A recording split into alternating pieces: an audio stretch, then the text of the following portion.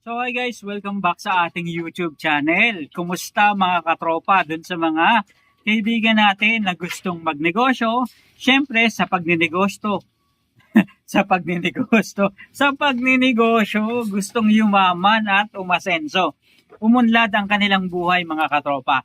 So ngayong araw na to, pag-usapan natin yung detalye tungkol sa top 5 nangungunang negosyo dito sa Pilipinas na talaga namang tumpak, ayos, swak na swak, pasukin ngayong 2026.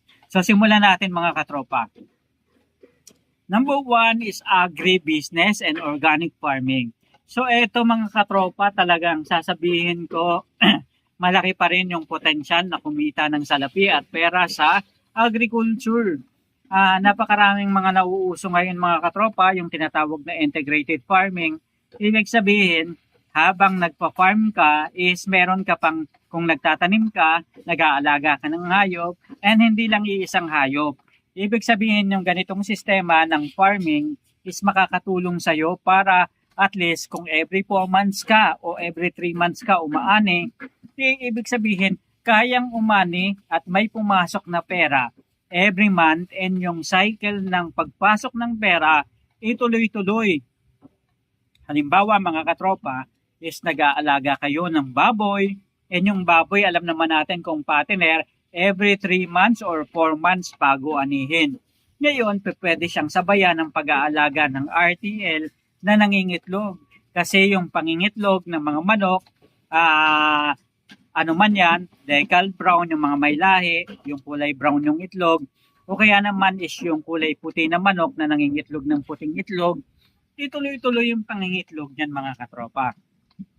Kapag nag-alaga tayo niyan, imagine mo, tuloy-tuloy din yung pasok ng pera, and depende sa kung magkano yung puhunan na kaya nating ilaan, ganun din yung dami at bugso ng pagpasok ng salapi sa ating bulsa. Kung gusto natin ng tuloy-tuloy yung cycle, mas maganda, mas marami, di ba?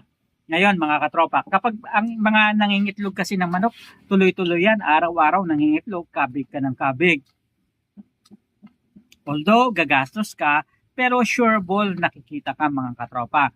And kasabay niyan mga katropa is yung pag-aalaga ng mga pagtatanim ng mga gulay, and mag-focus kayo mga katropa dun sa mga high valued crops, and ganoon na rin mga katropa dun sa pwede nyong kayong umani, pwedeng weekly or monthly and tuloy-tuloy.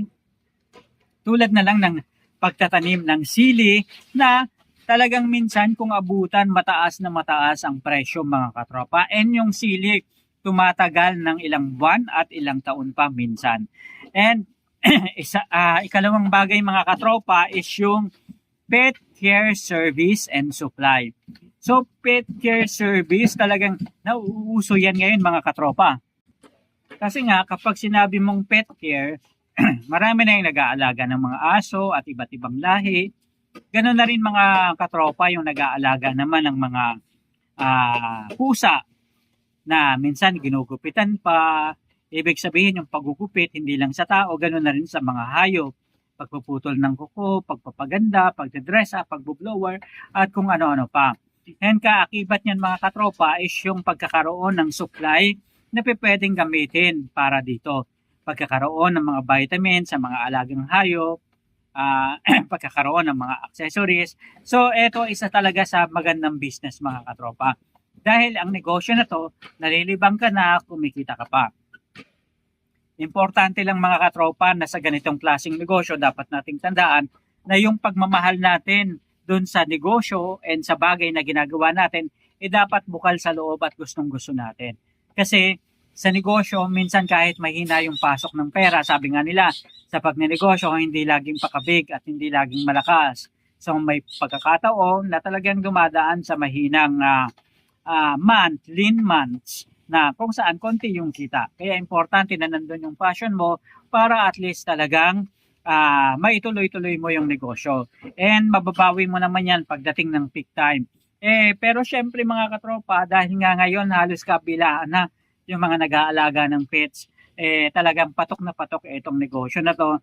Importante rin i-highlight natin mga katropa sa social media, gamitin natin yung kapangyarihan ng mga social media and internet para ma-highlight itong mga business natin and mabisto tayo ng tao para sila na yung lumapit sa ating mga katropa.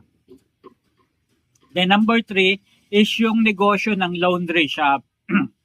Lahat kayong mga katropa busy sa pagtatrabaho, kahit na kaya naman nilang maglaba, may washing machine sa bahay, talagang ginagawa nila, nagpapalaba na lang. Kasi nga, busy yung mga tao, talagang working professional na, kunya-kunyarian. Yung mga tao ngayon, mga katropa, kaya talagang nauuso rin tong laundry shop. Kaysa naman, di ba?